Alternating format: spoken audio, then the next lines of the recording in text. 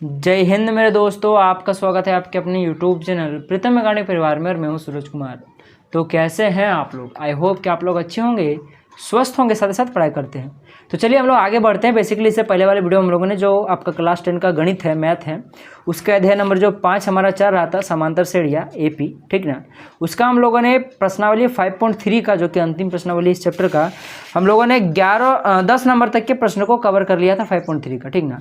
आज हम लोग क्या करेंगे, इससे आगे बढ़ेंगे और 11 से लेकर हम लोग 16 नंबर के प्रश्न तक क्या करेंगे आज के इस वीडियो में कवर करेंगे, ठीक। तो देखिए जो सबसे पहला प्रश्न है 11 नंबर का आज की इस वीडियो का, देखिए क्या है सो अच्छा प्रश्न है, ट्रिकी सा प्रश्न है। अगर आपका दिमाग आपके पैरों पर ना होकर अगर दिमाग में है तो आप लोग अच्छे से समझ जाओगे और आप लोगों ने बनाने का ट्राई भी किया होगा।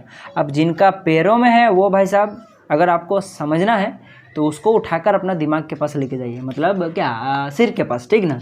चलिए स्टार्ट करते हैं। देखिए जो सबसे पहला हमारा 11 नंबर का प्रश्न है वो क्या कर रहा है सो, दिया हुआ है, देखो क्या दिया हुआ है सो, यदि किसी एपी के प्रथम n पदों का योग 4n - n स्क्वायर है। एपी के प्रथम n पदों का योग दिया हुआ है, यानी कि एस एन का वैल्यू दिया हुआ है 4n - n स्क्वायर, ठीक है। तो इसका प्रथम पद क्या है, यानी कि आपको ए पूछा है बोलो या फिर बोलो A1 पूछा है, जो आप लोग लिखना चाहो ये आपको फाइंड करना है। आगे देखो, प्रथम दो पदों का योग क्या है, प्रथम दो पदों का योग भी पूछा, यानी कुल मिलाकर देखा जाए तो S2 का वैल्यू पूछा, A2 नहीं S2, क्योंकि दो पदों का योग प्रथम दो पदों का योग, ठीक ना। उसके बाद देखो क्या कहा है इसको, दूसरा पद क्या है। अब यहाँ पे हम लोग लिखेंगे A2 पूछा है, दूसरा पद इसीलिए, ठीक ना, उसमें दो पदों का योग पूछा था, इसमें दूसरा पद बोला है, ठीक। इसी प्रकार तीसरे, 10वें और nवें पद ज्ञात कीजिए। अरे बाप रे, इतना सारा। इसके साथ आपको क्या करना है, तीसरा यानी कि A3 भी ज्ञात करना है, 10वां यानी कि A10 भी ज्ञात करना है, और साथ ही साथ आपको AN भी ज्ञात करना है, nवां पद। देख लो भाई साहब, इतना सारा चीज़ आपको ज्ञात करना है, ठीक है ना। कोई दिक्कत नहीं है, जैसा कि मैंने बोला अगर आपके पास दिमाग है तो आप लोग समझ जाओगे और आप लोगों ने बनाया भी है, ठीक ना। देखो सबसे पहली बात तो एक चीज़ आप लोग को मैं बता दूं कि पूरा प्रश्न में बस एक ही डाटा दिया हुआ है, जो कि है SN बराबर में 4n - n स्क्वायर। इसी का यूज करके बाकी चीज़ आपको निकालना पड़ेगा, क्योंकि आपको और कुछ पता ही नहीं है। तो चलिए इसको पहले लिख ही लेते हैं, जो कि है SN बराबर में 4n - n स्क्वायर, ठीक है। अब हम लोग क्या करेंगे यहाँ पे, देखो हम लोग क्या करते हैं यहाँ पे, बस देखते जाओ, आपको सारा कुछ क्लियर हो जाएगा। अगर हम लोगों ने यहाँ पे इसमें n का मान अगर 1 रख दिया तो क्या हो जाएगा, बस S1 बन जाएगा, क्योंकि n की जगह पे 1 रखेंगे अब हम लोग। यहाँ पे 4 इंटू में n, यानी कि 4 इंटू में 1 हो जाएगा, n का मान 1 रखना है, तो हो जाएगा 4 इंटू का 1 माइनस का ये 1 का स्क्वायर हो जाएगा। इसको थोड़ा सॉल्व करो तो देखोगे कि S1 का जो वैल्यू निकल कर आ रहा है आपके पास वो आएगा 4 माइनस का 1, यानी कि S1 का जो वैल्यू आ गया वो 3 निकल कर आया। अब बोलोगे सर हमें तो कहीं S1 निकालने को बोला नहीं है, तो हम लोगों ने ये क्यों निकाला। भाई साहब देखो S1 का मतलब क्या होता है, जैसे कि देखो हमारे पास A2 का मतलब क्या होगा, एपी के प्रथम दो पदों का योग। उस तरह से अगर मान लीजिए आपको S10 निकालने को बोलो तो क्या होगा, एपी के प्रथम 10 पदों का योग, उसका मतलब ये ना होता है। तो S1 का मतलब क्या होगा, एपी के प्रथम पदों का योग। अब भाई साहब ये गलत सेंटेंस है, क्योंकि एपी के प्रथम पदों का योग मतलब क्या, पहला पद। तो पहला पद का योग क्या होगा, पहला पद ही ना होगा। समझ में आ रहा है। जैसे कि एपी के ये वाला S2 है तो क्या होगा, एपी के दो पदों का योग, यानी कि चलो भाई दो पद है इसीलिए उसको जोड़ेंगे तो हम लोग योग वहाँ पे बोल सकते हैं, क्योंकि दो पद है तो जोड़ेंगे तो कुछ वैल्यू आएगा, ठीक नहीं, इसीलिए हम लोग वहाँ पे योग का यूज करते हैं। लेकिन अगर हम लोग ऐसा बोले एपी के प्रथम पदों का योग, ऐसा तो गलत सेंटेंस हो गया ना, क्योंकि भाई साहब एक ही पद है। तो हम लोग कैसे बोल सकते हैं कि पदों का योग, साथ ही साथ कैसे बोल सकते हैं योग दो चीज़ों के बीच में होता है ना, एक चीज़ के बीच में तो होता नहीं है। क्योंकि यहाँ पे पहला पद की बात की है, पहला पद यानी कि एक ही को संख्या है, तो एक को संख्या का योग क्या होगा, वही ना होगा, उसका योग भी वही होगा, उसका गुना भी वही होगा, उसका भागा भी वही होगा, उसका जोड़ भी वही होगा। अगर बोलेगा 4 का जोड़ क्या होता है तो 4 ही ना है, ठीक ना। अब 4 और 2 का जोड़ पूछे, 4 और -6 का जोड़ पूछे, 4 और √2 का जोड़ पूछे, तब हम लोग सोचेंगे भाई साहब। पर अगर सिर्फ पूछे 4 का योग तो 4 ही ना होगा।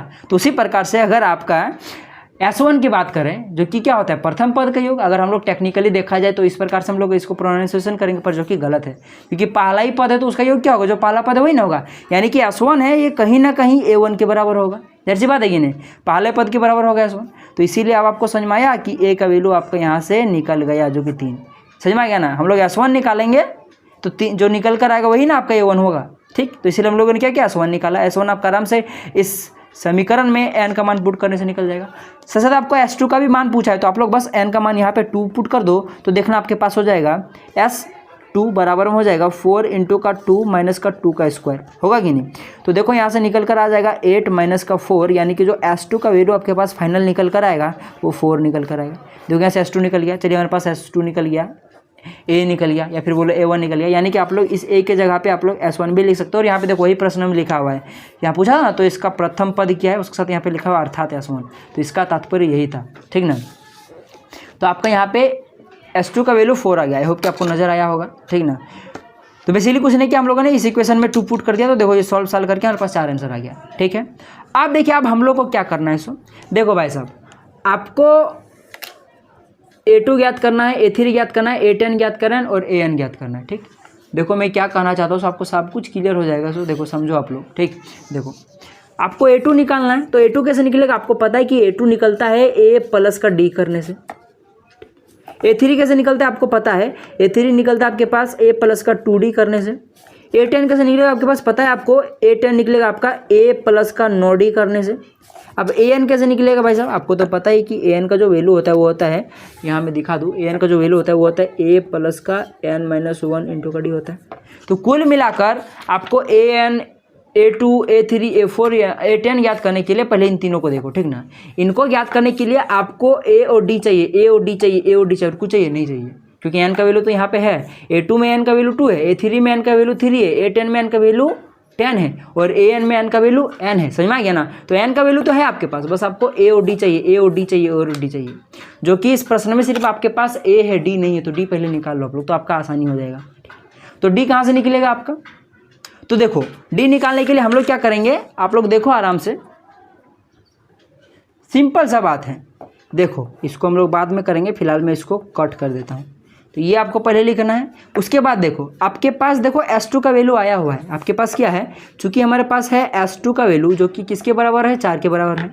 S2 को क्या बोलते हैं हम लोग, प्रथम दो पदों का योग। तो मैं इसको ऐसे लिख सकता हूँ A1 प्लस का A2, पहला पद दूसरा पद को जोड़ दो तो S2 के बराबर होगा, जाहिर सी बात है, पहला दो पदों का योग, तो ये हो गया S2 के बराबर। और ये पूरा किसके बराबर में, 4 के बराबर में। हमें पता है A1 या फिर बोले A का वैल्यू जो कि हम लोगों ने जस्ट अभी थोड़ी देर पहले निकाला था, कितना था आपके पास, 3 था। तो बस हम लोग पुट कर दो एक जगह पे 3 और ये हो जाएगा A2 बराबर में 4। तो देखो यहाँ से जो हमारे पास A2 का वैल्यू निकल कर आएगा, यहाँ प्लस है, ठीक ना, 3 उधर जाएगा माइनस में, यानी कि 4 माइनस का 3। तो यहाँ से देखो जो A2 निकल कर आ गया वो आपके पास क्या निकल कर आ गया, 1 निकल कर आ गया। अब देखो हमें क्या निकालना है, इनको निकालने के लिए हमें D चाहिए, D चाहिए कि नहीं। तो हम लोग D कहाँ से निकालेंगे, तो देखो D हम लोग आराम से निकल जाएगा। आप देखो हमें पता है, हम जानते से लिखो, हम जानते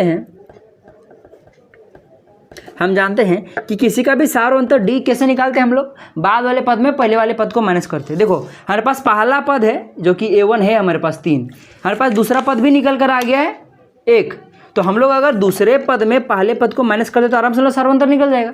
तो वही करेंगे, दूसरा पद का वैल्यू 1 है और पहले पद का वैल्यू हमारे पास 3 है, इसको माइनस कर दो तो -2। तो देखो हमारे पास जो D का वैल्यू निकल कर आ गया वो क्या निकल कर आ गया, -2। अब D निकल गया तो अब आराम से इसमें पुट कर दो, आपका A1 A2 A3 निकल जाएगा, A4 A10 निकल जाएगा, ठीक। अब सबसे पहली बात आपको ये चीज़ तो समझ में आ गया ना कि हम लोगों ने कैसे A2 का वैल्यू A प्लस D लिखा है सो, कैसे मैंने A3 का वैल्यू A प्लस का 2D लिखा हुआ है सो, और कैसे मैंने इसका वैल्यू A10 का वैल्यू A प्लस का 9D लिखा है सो। बेसिकली जनरली मैंने इस फॉर्मूला से लिखा हुआ है। एक काम करो, इसको फिलहाल आप लोग भूल जाओ। यहाँ से देखो AN का वैल्यू होता है आपके पास A प्लस का n-1 इंटू का D। अगर आपको ये चीज़ समझ में नहीं आता तो पक्का आपका दिमाग घुटना पे, और आप लोग पहले वाले प्रश्न नहीं बनाए हो, डायरेक्ट आप लोग 5.3 बना रहे हो। और अगर आप लोगों ने बनाया हो तो आपको चीज़ तो पता होगा, जिनको पता है वो स्किप कर दीजिएगा और जिनको पता नहीं वो सुन लीजिए। देखिए हमको क्या चाहिए था, यहाँ पे हमें A2 का वैल्यू चाहिए था, तो बस यहाँ पे n के जगह पे 2 पुट कर दो, क्योंकि देखो यहाँ पे n का वैल्यू 2 है, तो यहाँ 2 पुट कर दो। A2 वैल्यू क्या निकलेगा, A प्लस का 2 - 1 यानी कि कितना, जो 2 - 1 यानी कि 1, यानी कि A प्लस का 1D या फिर बोलो A प्लस का D। तो इसलिए मैंने लिखा हुआ A2 का वैल्यू A प्लस का D। A3 आपको निकालना था, तो बस यहाँ पे 3 पुट कर दो तो क्या हो जाएगा, A प्लस का 3 - 1 यानी कि 2 हो जाएगा, A प्लस का 2D। तो मैंने इसलिए यहाँ पे A प्लस 2D लिखा हुआ है। हमें क्या निकालना था, A10 निकालना था, ठीक है भाई साहब। 10 निकालना था हमें, तो बस क्या हो जाएगा आपके पास ए 10 बराबर में ए प्लस का 10 माइनस 1 यानी कि 9 हो जाएगा, यानी कि ए प्लस का 9 डी निकल जाएगा। तो बस उस तरह से हम लोगों ने किया हुआ है। और आप लोग चाहो तो यहाँ से भी आप लोग बना सकते हो आराम से। यहाँ पे ए और डी का वैल्यू पुट कर दो, जैसे कि देखो यहाँ पे ए का वैल्यू जो हमारे पास 3 है प्लस डी का वैल्यू जो हमारे पास माइनस का 2 है, इसको पुट कर दोगे तो हो जाएगा 3 माइनस का 2 यानी कि आपके पास 1 निकल कर आ गया A2 का वैल्यू। और हम लोगों ने पहले भी A2 निकाला हुआ था यहाँ से, तो आपको ये वाला ऐसे अलग से निकालने की कोई जरूरत है नहीं। तो देख सकते हो यहाँ से इस तरह करके भी आपका निकलेगा। ठीक, तो आपको क्या करना है, अगर आप लोग चाहो तो ऐसे भी बना सकते हो, वरना ऐसे मत बनाओ। जनरली हम लोग क्या करें, देख लो हम लोगों ने ये जो A3 का A2 का A10 का जो फॉर्मूला लिखा था कहीं ना कहीं इस फॉर्मूला से लिखा था, तो एक काम करो इसको एक बार सॉल्व कर लो आप लोग, तो और आसान हो जाएगा। ठीक, तो यहाँ से आपका AN का भी वैल्यू निकल कर आ जाएगा। कैसे, सो देखो A का वैल्यू आपके पास कितना है, देखो जो कि हम लोगों ने अभी थोड़ा देर पहले निकाला था, जो हमारे पास 3 था, तो मैं यहाँ पे 3 पुट कर देता हूँ प्लस n माइनस 1 का n माइनस 1 रहने दो, क्योंकि n का वैल्यू है नहीं हमारे पास फिलहाल। इसके लिए an के लिए हमारे पास n का वैल्यू है नहीं, ठीक ना, इस सब के लिए है, इसके लिए का वैल्यू 2 है, इसके लिए 3 है, इसके लिए 10 है, उससे हम बात नहीं कर रहे, हम लोग an के लिए बात कर रहे हैं। ठीक, और d का वैल्यू जो कि हमारे पास कितना है, माइनस का 2 है। एक काम करो इसको सॉल्व करो, हो जाएगा यहाँ पे 3 प्लस का ये हो जाएगा आपके पास माइनस n, ठीक ना, उसके बाद आपके पास हो जाएगा ये माइनस माइनस प्लस हो जाएगा, प्लस कितना हो जाएगा आपके पास 2 हो जाएगा। बेसिकली मैंने माइनस 2 को अंदर ले गया और कुछ नहीं किया हुआ, तो an बराबर में हो जाएगा, देखो ये दोनों जुड़ जाएगा, यानी कि हो जाएगा आपके पास 5 माइनस का n निकल जाएगा। समझ में आ गया ना, यहाँ पे 2n होगा, ठीक ना, 5 माइनस का 2n हो जाएगा, क्योंकि 2 अंदर जाएगा। तो आप क्या करना है आपको, देखो 5 को दे आप लोग यहाँ पे रहने दो फिलहाल, इसको क्या करो आप लोग समीकरण नंबर 1 मान लो, तो आपके लिए और आसान होगा। ठीक ना, अब देखो आपको क्या करना है, इसको यहाँ तक और समझ में आ गया। और असल में आपका यही an का भी वैल्यू है, ठीक ना, यही आपका an का वैल्यू होगा। ठीक, क्योंकि an के लिए n का मान n ही होगा। ठीक ना, ये चीज़ आपको क्लियर हो गया। अब हम लोग क्या करेंगे पता है, ये जो फॉर्मूला निकला हम लोग का, यही समीकरण नंबर 1 में, या फिर इसको समीकरण नंबर 1 मत मान रहने दो, आप लोग क्या करोगे, इसमें n बराबर क्या कर दो, 2 पुट कर दो। 2 तो हम लोगों ने A2 का वैल्यू निकालो, एक काम करो n बराबर 3 पुट कर दो। तो n बराबर जैसे आप लोगों ने 3 पुट करोगे तो देखोगे कि A3 का वैल्यू निकल कर आएगा, क्योंकि n का वैल्यू 3 रखोगे तो क्या हो जाएगा, 3 बराबर में क्या हो जाएगा, 5 माइनस का 2 इंटू का 3, बात सॉल्व कर दो तो हो जाएगा 5 माइनस का 6, यानी देखा जाए तो A3 का जो वैल्यू आपके पास निकल कर आएगा वो क्या निकल कर आएगा, माइनस का 1 निकल कर आएगा।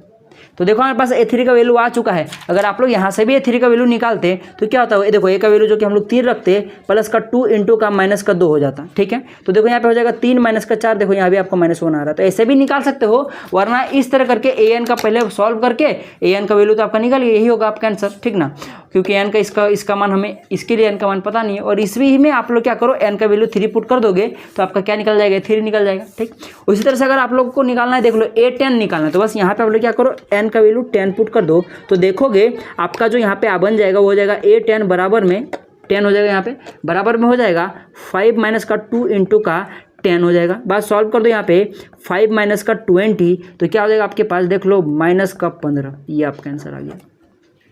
यहाँ चाहो तो यहाँ भी रख के देख लो, आपका वही आएगा। ठीक है, तो इस प्रकार से आपको बनाना था। तो ओवरऑल हम लोगों ने क्या किया, मैं एक बार रिपीट कर देता हूँ।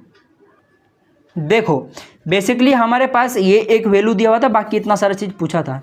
तो इसमें हम लोगों ने क्या किया, जैसे आपको दिख रहा है कि हमें S1 हमें पता है कि S1 और A जो होता है एक ही चीज़ होता है, तो हम लोगों ने यहाँ पे n का वैल्यू अगर मान लो 1 पुट कर देंगे तो हमारे पास आराम से S1 निकल जाएगा, जो ही वही तो A है ना, तो हमारा पहला तो आंसर आ गया A का। उसी तरह से हम लोग को पता है कि S2 भी निकालना, तो बस यहाँ पे इसमें अगर हम लोगों ने n का जगह पे 2 रख दिया तो हम लोग को आराम से S2 निकल कर आ जाएगा, तो हम लोगों ने वही किया। अब देखो अब हम लोगों ने क्या किया, हमको पता है कि S2 का वैल्यू जो होता है वो कैसे बनता है, A1 प्लस A2 करने से, तो और हमें पता है A1 का वैल्यू है हमारे पास, जो कि निकाला हम लोगों ने थोड़ी देर पहले, तो वहाँ से, और हमारे पास S2 का भी वैल्यू है, तो वहाँ से हम लोग क्या करेंगे, एक समीकरण बना के A1 प्लस A2 बराबर 4 बना के इस तरह करके हम लोग इसको सॉल्व करेंगे तो हमारे पास A2 भी निकल जाएगा।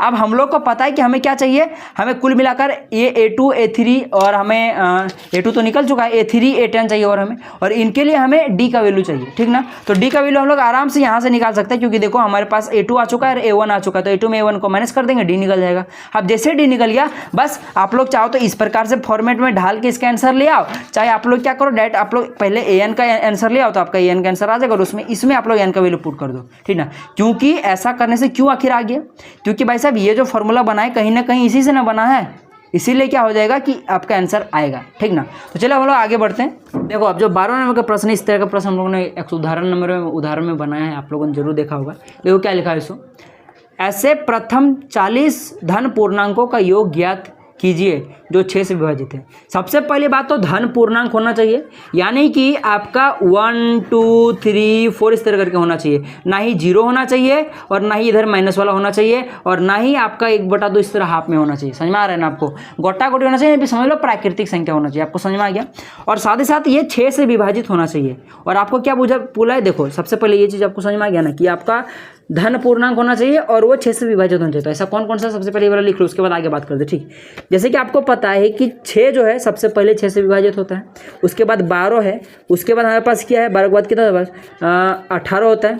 ठीक है, और इस तरह करके चल जा रहा है। 6 का पढ़ा पढ़ो ना, 6 12 14 24 25 30 अगर 6 का पढ़ा पढ़ो तो ये सब देख सकते हो। ये क्या है, धन पूर्णांक है, साथ साथ सभी 6 से विभाजित है क्योंकि 6 का पढ़ा में आता है। तो आप लोग ऐसे करके लिख लीजिएगा, दिया है एपी हमारे पास एक दिया हुआ है, 6 से विभाजित संख्या है। ठीक ना, तो ये आपका एपी बन रहा है, इस तरह करके चलता चला जाएगा। कहाँ तक देख लो, दिया हुआ है प्रथम 40 धन पूर्णांकों का योग, यानी कि आपको प्रथम 40 पदों तक जाना है और उनको जोड़ के बताना कितना से रहेगा। यानी कि आपको एन का वैल्यू दिया हुआ है, जो कितना दिया हुआ है, 40 दिया हुआ है। ठीक, और एपी से आप लोग निकाल सकते हो ए का वैल्यू। देख लो, एपी से ए का वैल्यू निकल जाएगा 6, हम लोग डी का भी वैल्यू निकालेंगे, जो जाहिर सी बात है 6 होगा। ठीक है, वरना आप लोग करके देख लो, 12 में 6 को माइनस कर दो, देखना आपका आराम से निकल जाएगा डी। ठीक है, तो आपके पास एन आ गया, ए आ गया, डी आ गया है, और आपके पास आपको क्या पूछा है, एस एन का वैल्यू पूछा, और साथ ही साथ एन का वैल्यू 40, यानी कि आपको प्रथम 40 पदों का योग पूछा, यानी कि एस 40 पूछा है। ऐसे लिख दो, प्रश्नानुसार। ठीक, एस 40 पूछा है, तो एस 40 वैल्यू क्या हो जाएगा, n/2 इंटू का 2a प्लस का n-1 इंटू का डी होगा। यहाँ हम लोग बड़ा वाला फॉर्मूला यूज करेंगे ना कि छोटा वाला, क्योंकि हमारे पास छोटा वाला फॉर्मूला क्या होता है आपके पास, देख लो, ये होता है आपके पास n/2 इंटू का a प्लस का an होता है, और इसके लिए हमारे पास an रिक्वायरमेंट होता है, जो कि नहीं है हमारे पास। इसीलिए हम लोग क्या करेंगे, बड़ा वाला यूज करेंगे, और इसके लिए जो जो चीज़ें चाहिए वो सारा चीज़ें है मेरे पास, तो इसीलिए हम लोग क्या करेंगे, फॉर्मूला लगाएंगे। अब बस यहाँ पे n 40 तो n का जब 42 कर दो, यानी कि 40/2 हो जाएगा, इंटू का 2 इंटू का a जो कि हमारे पास कितना है, 6 है, प्लस का n जो कि 40 है, यानी कि 40-1 इंटू का d जो कि हमारे पास कितना निकल कर आया, 6 निकल कर आया है। ठीक, इसको सॉल्व कर दो तो इसको काटोगे तो 20 आ जाएगा। यहाँ देखो 6 दूना 12, और ये कितना हो जाएगा आपके पास, ये हो जाएगा आपके पास प्लस ये कितना, 39 गुने का 6 कितना हो जाएगा, 6 नम 54 का कितना होता है, 4 होता है, हाथ में रहा 5, 18 और 5 आपके पास कितना हो जाएगा, 23 हो जाएगा, यानी कि ये आपका निकल कर आ गया। अब इसको आप लोग जब सॉल्व करोगे तो देखोगे आपके पास हो जाएगा 20 गुना का, ये हो जाएगा आपके पास 246, सॉल्व करो तो हो जाएगा 49-20। तो इस एपी के प्रथम 40 पदों का योग जो निकल कर आएगा वो इतना निकल कर आएगा। अरे यार हाँ, अब आपको नजर आया होगा, 40 पदों का योग कितना हो जाएगा आपके पास, 49-20 आ जाएगा। ठीक, तो बेसिकली कुछ नहीं किया था मैंने आपको, मुझे पता है यहाँ आप लोगों को दिखा नहीं होगा, कभी कभी हो जाता है, मैं बनाते मैं अपना रिदम में खो जाता हूँ, तो फिर भूल जाता हूँ कि आपको दिखाना भी है कैमरा में, अटराएगी नहीं। ठीक ना, तो बेसिकली कुछ नहीं किया, इसको नॉर्मली सॉल्व किया, अभी तक आप लोगों ने करते आए हो, गुना घटा किया तो आपको इतना आ जाएगा। ठीक, अब चलिए हम लोग आगे बढ़ते हैं। 93 प्रश्न पर आते हैं, देखो क्या प्रश्न है। सो 8 के प्रथम 15 गुणजों का योग ज्ञात कीजिए। सबसे पहली तो बात पूछा है कि 8 के प्रथम 15 गुणजों। अरे बाबा, गुणजों का मतलब वही होता है कि 8 के पढ़ा में कौन कौन आता है, सीधा सा बात। तो 8 के पढ़ा में कौन कौन आता है, आपको पता है कि 8 आता है, 8 दूना 16, 8 8 3 24, 28 तक 8 चौक 32, 27 तक चलता चला जाता है। मैंने 8 का पढ़ा में जो जाता है, और पूछा प्रथम 15 गुणजों का, यानी कि ये जो आपका एपी बन रहा है, जाहिर सी बात है एपी बन रहा है। ठीक है, और इस एपी के प्रथम 15 गुणजों का, यानी कि एन का मान दिया हुआ है 15, यानी कि इस एपी को आपको 15 तक लिखना है, 15 पदों तक लिखना है, उसको साथ में जोड़ के आपको उसका योग बताना है, यानी कि आपको कुल मिलाकर S15 पूछा है। ठीक, कैसे निकालोगे, आपको पता है S15 का जो फॉर्मूला होगा वो क्या हो जाएगा, n/2 इंटू का 2a प्लस का n-1 इंटू का d। इसमें हम लोग क्यों बड़ा वाला यूज कर रहे हैं, क्योंकि बड़ा वाला फॉर्मूला यूज कर रहे हैं, क्योंकि यहाँ भी हमें अंतिम पद नहीं दिया हुआ है। अगर कहीं पे यहाँ पे अगर मान लीजिए अगर आपको a15 दे दिया होता प्रश्न में, तो आप लोग आराम से छोटा वाला फॉर्मूला लगा के बना सकते थे, पर जो कि नहीं दिया हुआ है, तो इसलिए हम लोग ये वाला बड़ा वाला यूज करेंगे। आप लोग चाहो तो a15 पहले निकाल कर फिर छोटा वाला फॉर्मूला यूज करके बना सकते हो, ठीक है, पर उतना लंबा क्यों करना, ए वाला फॉर्मूला यूज कर लो। यहाँ से देख लो, आप लोग ए निकाल लो तो आपके पास ए कितना निकलेगा, जो कि 8 निकलेगा, और डी जाहिर सी बात है 8 ही होगा, क्योंकि 8 का पढ़ा पढ़ रहे हैं। बाकी आप लोग चाहो तो घटा के देख लो, 16 में 8 पुट कर दो तो ये देख लो 15 है, एन का वैल्यू तो रख दो 15/2 इंटू का 2 इंटू का 8 प्लस का हो जाएगा 15 माइनस का 1 इंटू का डी कितना है 8 है।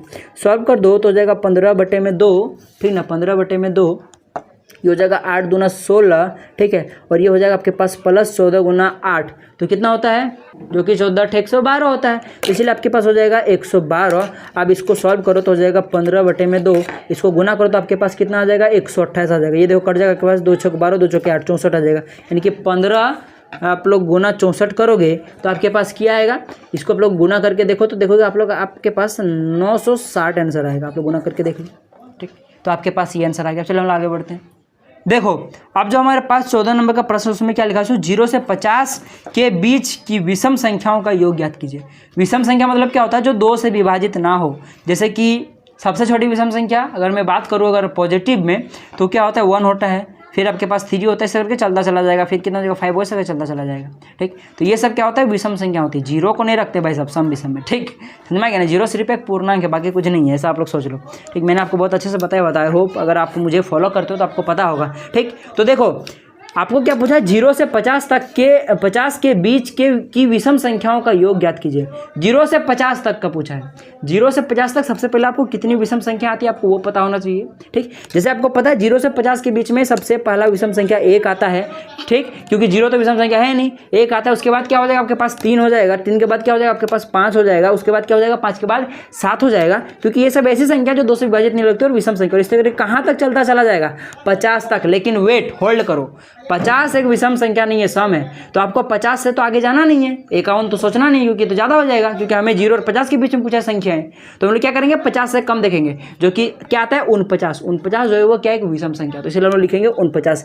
यानी इस एपी का अंतिम पद आपके पास है 49, यानी कि आपके पास an का वैल्यू है 49। बल्ले बल्ले, क्योंकि हमें क्या पूछा है योग पूछा है, यानी कि SN फॉर्मूला लगाना पड़ेगा, और SN में एक फॉर्मूला होता है n/2 इंटू का a प्लस का an, तो हम लोग ये वाला फॉर्मूला लगाएंगे। अब क्यों छोटा वाला फॉर्मूला, क्योंकि हमारे पास an का वैल्यू है इसीलिए। ठीक ना, तो इसके लिए भी हमें क्या चाहिए a चाहिए, तो a हमारे पास आराम से AP से मिल गया। ये आपका क्या है AP है ना, लिखिएगा AP है ये, तो AP से हमारे पास a निकल कर आ गया जो कि 1 निकल कर आ गया, और d जाहिर सी बात है जैसे d का तो कोई रिक्वायरमेंट है ही नहीं तो छोड़ दो आप लोग, वरना आप लोग ऐसे d आपको निकालना ही पड़ेगा। ठीक, क्योंकि यहाँ पे देखो एक मिस्टेक कर रहे हैं हम लोग। ठीक, ऐसे मिस्टेक हम लोग क्या कर रहे हैं, देखो कोई खास मिस्टेक है नहीं। आपको पता है कि इस AP का अंतिम पद 49 है, लेकिन आपको ये तो नहीं ना पता है कि इस AP में कितने पद हैं, सो पता है नहीं ना पता है। तो सबसे पहले आपको इस फॉर्मूला को लगाने के लिए आपको n निकालना पड़ेगा। n निकाल लोगे और उसके बाद आप लोग ये वाला यूज कर सकते हो। हाँ, थोड़ा आपको बैकग्राउंड में नॉइस आ रहा हो क्योंकि हमारे यहाँ सेल में नया हुआ एक, ठीक ना, वो बर्तन वगैरह क्या क्या बेच रहा है। ठीक, तो उसे नज़रअंदाज कीजिए। तो बेसिकली हमें AP में n पता नहीं और इस फॉर्मूला में n लगाना पड़ेगा आपको। आप लोग बड़ा वाला भी यूज करोगे तो वहाँ भी आपको n चाहिए इस फॉर्मूला में। ठीक, तो इसलिए सबसे पहले n निकालना पड़ेगा, और n निकालने के लिए कौन सा फॉर्मूला यूज करेंगे, देख लो हमारे पास an का वैल्यू है, वही an का फॉर्मूला यूज करेंगे हम लोग। an बराबर में क्या होता है आपके पास a प्लस का n-1 इंटू का d होता है, और इस फॉर्मूला से हम लोग n आराम से निकाल लेंगे। और इससे भी n निकालने के लिए आपको a चाहिए और आपको d चाहिए और an चाहिए, तब ना n निकलेगा, जो कि है हमारे पास। an का वैल्यू है हमारे पास जो कि कितना है 49 है, a का वैल्यू है जो कि हमारे पास कितना है 1 है। ठीक है, प्लस n निकालना है तो n का n ही रन देते हैं, -1 इंटू डी जो कि कितना होगा, जाहिर सी बात है आप लोग देख लो, 3 में 1 को माइनस करोगे तो 2 आएगा, यानी कि विषम संख्या है, जाहिर सी बात है 2 का गैप होगा। ठीक ना, क्योंकि हम लोग प्लस की ओर देखेंगे, क्योंकि यहाँ पे बोला है देख लो 0 से 50 के बीच में, जो कि 0 और 50 क्या होता है धनात्मक संख्या होती है, और इसके बीच में जितनी संख्या आएंगी वो 0 धनात्मक ही आएंगे, इसीलिए इसका जो अंतर होगा वो धनात्मक में आएगा। वैसे समझ में नहीं आया तो छोड़ो, ये सब गोली मारो। समझ में आ गया ना कि डी कैसे निकलेगा, इसको इससे माइनस करने से, यानी कि आपका 2 आएगा। ठीक, बस यहाँ पुट कर दो वैल्यू, देखो यहाँ से 49 और ये इधर 1 आएगा तो -1 हो जाएगा, बराबर हो जाएगा n-1 इंटू का 2। देखो यहाँ पे हो जाएगा 48 और ये 2 भागा में आ जाएगा, इधर n-1 हो जाएगा, इसको काट दो तो देखो आपके पास क्या हो जाएगा 24 दूना 48 होता है, 24 हो जाएगा, और 1 इधर आके प्लस में हो जाएगा, जो कि n का वैल्यू निकल कर आ गया 25। यानी कि n का वैल्यू हम लोग निकाल चुके, तो अब हम लोग आराम से फॉर्मूला लगा सकते हैं। यानी कुल मिलाकर इस AP में 50 n है, 50 पद है, तो कुल मिलाकर हमें क्या निकालना था, 25 n है, इसलिए हमें कुल मिलाकर S25 निकालना था। बस 25/2 हो जाएगा। a का वैल्यू जो हमारे पास 1 है, प्लस का an का वैल्यू 49 है, इसको सॉल्व कर दो, ये हो जाएगा 25 इंटू का 2 इंटू का देखो ये 50 हो जाएगा, ये काटोगे तो 25 हो जाएगा। अब 25 गुना 25 क्या होता है, 25 का स्क्वायर कितना होता है 625 होता है आपका, ये आपका आंसर हो गया 625 होता है, ये आपका आंसर हो गया। ठीक, चलिए हम लोग आगे बढ़ते हैं। लो आप लोग एक बार स्क्रीनशॉट ले लो, ये रहा आपका यहाँ से यहाँ तक, उसके यहाँ से यहाँ तक। ठीक, चलो आगे बढ़ते हैं हम लोग। देखो जो नेक्स्ट हमारे पास प्रश्न है, देखो आपके पास कितना बड़ा प्रश्न आ गया, री डरने की कोई ज़रूरत नहीं है, आराम से हम लोग इसको भी कर लेंगे। देखो 15 नंबर के प्रश्न में आपके पास लिखा हुआ है, देखो बहुत ईजी प्रश्न है, खाली लंबा दिख रहा है बस। देखो निर्माण कार्य से संबंधित किसी ठेके में मैंने कोई एक चीज़ का कंस्ट्रक्शन चल रहा है, जैसे हम लोग घर में बगल में चल रहा है, इसीलिए आपको ठोका ठोकी का आवाज़ आ रहा होगा, करनी का आवाज़ आ रहा होगा, ठीक ना। तो बेसिकली कहीं निर्माण का कार्य चल रहा है, ठीक ना। एक निश्चित तिथि के बाद कार्य को विलंब से पूरा करने के लिए जुर्माना लगाने का प्रावधान इस प्रकार है। अरे बेटा समझ में आ रहा है ना, मतलब अगर आप लोग अगर यहाँ पे काम करते और अगर काम करते करते मान लीजिए कभी आपका रेस्ट करने का मन किया और आपने काम में विलंब कर दिया तो आपको जुर्माना भी लगेगा। लो हम लोग काम करने के बदले में कुछ लेते हैं ना, अब हमको ही देना पड़ेगा। कैसा अजीब बात है, ठीक, देना पड़ेगा अगर आप लोग विलंब करोगे तो, ठीक ना। तो आप कैसा प्रावधान है देखो, मैंने कैसा आपको टैक्स क्या बोल रहा हूँ, टैक्स बोल रहा हूँ, मतलब कैसे आपको पे करना पड़ेगा वो मैं आपको बताता हूँ। मतलब विलंब राशि क्या है, यानी कि विलंब करोगे तो कितना पैसा देना पड़ेगा, हम लोग उस पर बात करेंगे, ठीक। तो देखो देखो पहले दिन के लिए 200 रुपये, दूसरे दिन के लिए 250 रुपये, तीसरे दिन के लिए 300 इत्यादि। यानी अगर एक दिन अगर आप विलंब करते हो तो 200 रुपये जुर्माना लगेगा, 2 दिन विलंब करते हो तो 250 रुपये लगेगा, 3 दिन विलंब करते हो तो आपको कितना लगेगा, 300 रुपये लगेगा, यानी कि 50-50 रुपये बढ़ते जाएगा। अरे भाई साहब, ठीक, ये तो अजब क्वेश्चन है। आगे देखो क्या है सो, अर्थात उत्तरोक्त दिन का जुर्माना अपने से ठीक पहले दिन के जुर्माने से 50 रुपये अधिक है। तो हम लोगों ने समझ लिया ना जी, पहला दिन अगर 200 लग रहा है तो दूसरा दिन 250 लग रहा है, यानी कि दोनों के बीच का डिफरेंस कितना है, 50 का है। यानी प्रत्येक पहले दिन का अपसेंट के बाद जब दूसरा दिन अपसेंट करोगे तो वो जितना आपको लगा था पहला दिन जो कि 200 लगा था, दूसरा दिन आपको और ज़्यादा लगेगा, यानी 200 प्लस 50 टका लगेगा, तो कितना जगह 250। अगर तीसरा दिन भी अगर आप लोगों ने अपसेंट कर दिया तो आपको दूसरा दिन में कितना लगा था, 250 रुपया, उसमें फिर 50 रुपया बढ़ जाएगा, यानी 300 रुपये लगेगा। यानी कुल मिलाकर यहाँ पे देखा जाए तो 15 नंबर क्वेश्चन में एक AP बन रहा है, जो कि कितना है, सबसे पहला आपका 200 से शुरू हुआ है, उसके बाद अगर फिर और एक दिन विलंब करोगे आप लोग, जैसे पहला दिन विलंब करोगे तो 200, दूसरा दिन विलंब करोगे तो कितना हो जाएगा, 250 रुपया, तीसरा दिन विलंब करोगे तो आपके पास ये 250 तो लगेगा ही, उसमें और 50 रुपये ऐड कर जाएगा, यानी कि 300 रुपया, और इस तरह करके चौथा दिन करोगे तो 350 रुपया, और इस तरह करके चलता चला जाएगा। कितना विलंब करोगे आप लोग सोचते जाओ और आप लोग पैसा देते जाओ, ठीक। आगे देखो, एक ठेकेदार को जुर्माने के रूप में कितने राशि अदा करनी पड़ेगी यदि वह उस कार्य को 30 दिन का विलंब कर देता है। लो ये क्या किया महान पुरुष में, उस कार्य को 30 दिन तक ठेल दिया, 30 दिन का विलंब कर दिया है, यानी कि उसको 30 दिन तक जुर्माना देना पड़ेगा। यानी कि एन का वैल्यू कितना होगा, 30 होगा। यानी इस AP में कितने पद हैं, 30 पद है, यानी कि इस AP के लिए एन का वैल्यू कितना होगा, 30 होगा। और आपको कुल मिलाकर 30वें दिन कितना उसको राशि देना पड़ेगा आपको बताना। 30वें दिन मतलब 30वें दिन तक उसको कितना पैसा कुल मिलाकर देना पड़ेगा आपको वो बताना है, ठीक। 30वें दिन बोलूँगा तो वो गलत चीज़ हो जाएगा, क्योंकि 30वें दिन का मतलब होता है A30, जो कि हमें नहीं निकालना है, हमें क्या निकालना है, S30 निकालना है। यानी इसको हम लोग कैसे बोलेंगे, 30वें दिन तक का जुर्माने का योग पूछा है, ठीक ना। यानी कि पहला दिन, दूसरा दिन, तीसरा, इस तरह करके 30 दिन तक उसको कितना पैसा लगेगा, यानी कुल मिलाकर S30 का वैल्यू पूछा है। और अगेन हमें S30 निकालने के लिए हमारे पास 2 फॉर्मूला, एक अंतिम पद वाला और एक शॉर्ट वाला, एक लंबा वाला। तो अंतिम तो पद का तो वैल्यू है नहीं, हम लोग तो क्या करेंगे, छोटा वाला यूज करेंगे, जो बड़ा वाला यूज करेंगे, जो कितना होता है आपके पास n/2 इंटू का 2a प्लस का n-1 इंटू का d होता है। इसमें से हमें क्या चाहिए, a चाहिए, d चाहिए इसको लगाने के लिए, क्योंकि n का वैल्यू है हमारे पास, और a और d आराम से इस AP से मिल जाएगा, जो कि a का वैल्यू कितना आपके पास 200 है और डी का वैल्यू कितना, जाहिर सी बात है 50 है, क्योंकि 50 का इंक्रीजमेंट हो रहा है, वरना आप लोग 250 में 200 को माइनस करके देख लो, आपका निकल जाएगा। बस फॉर्मूला पुट कर दो, ये हो जाएगा 30/2 इंटू का 2 इंटू का जो कि ए है आपके पास 200 प्लस का एन जो कि आपके पास 30 है, 30-1 यानी कि हो जाएगा 29 गुना में डी कितना आपके पास, जो कि कितना निकल कर आया 50 रुपया।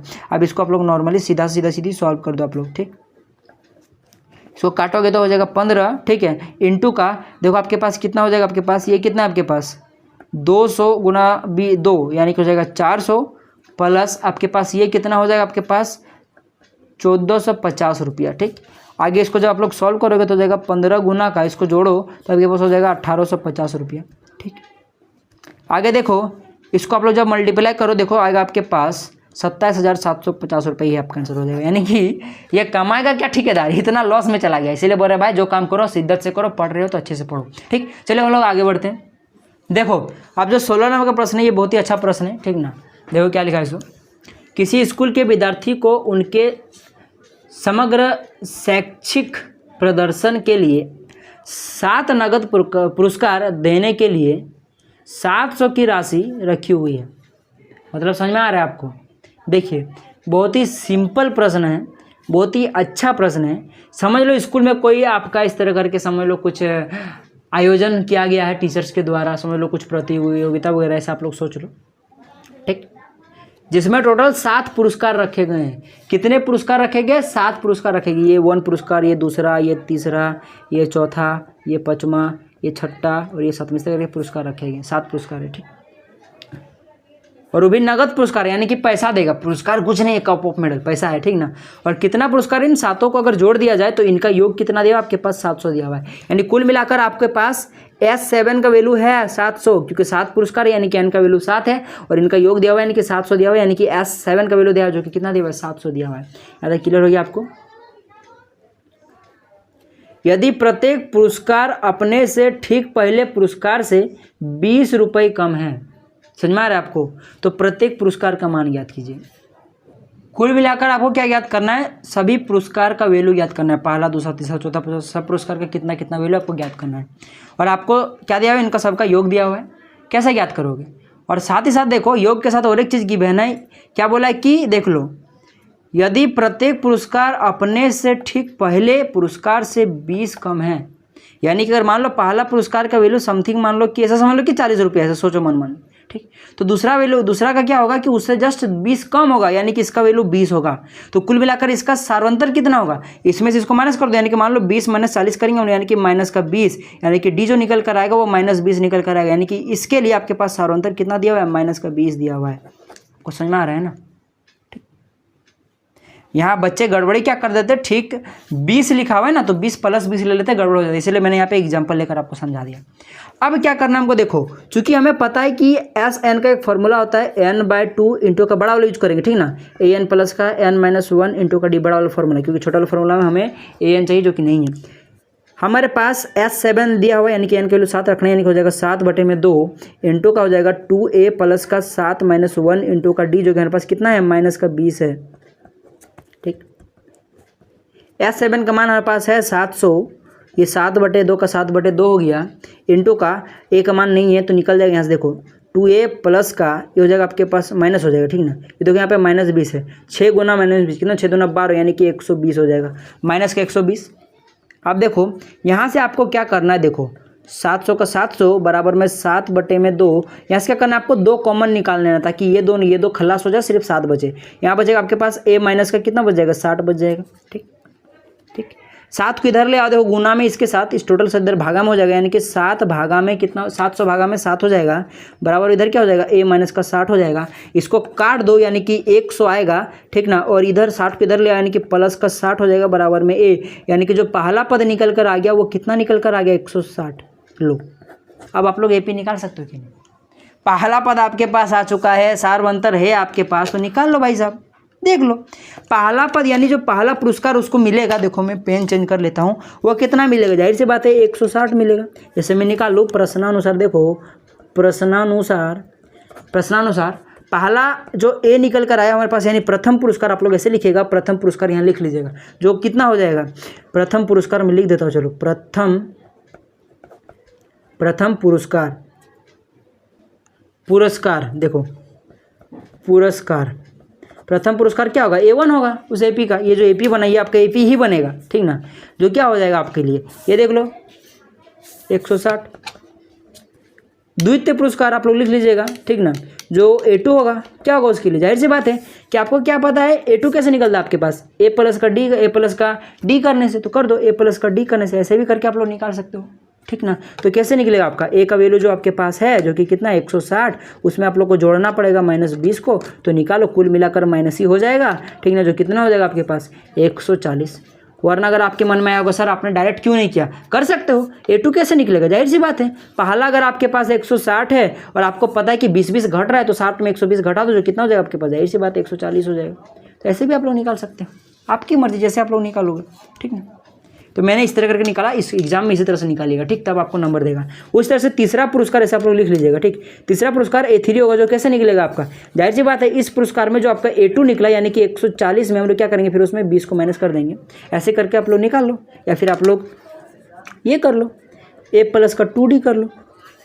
A का वैल्यू कितना है आपके पास, ये आप लोग कर लो पहले, 120 निकल कर आएगा। ऐसे भी करो, A का वैल्यू कितना निकल कर आएगा आपके पास, जो कि निकला हुआ है हमारे पास, जो कि 160 प्लस का हो जाएगा 2, इसको भी ब्रैकेट, ऐसे कोई दिक्कत नहीं, चलो यहाँ और एक ब्रैकेट लगा देता हूँ, ये हो जाएगा आपके पास डी का वैल्यू जो कि नेगेटिव में कितना है, नेगेटिव में -20 है, और इसको सॉल्व कर दो 160 और ये माइनस का हो जाएगा 40, ठीक। तो 160 में अगर 40 गया तो कितना हो जाएगा आपके पास 120, देखो ऐसे भी निकल गया आपके पास।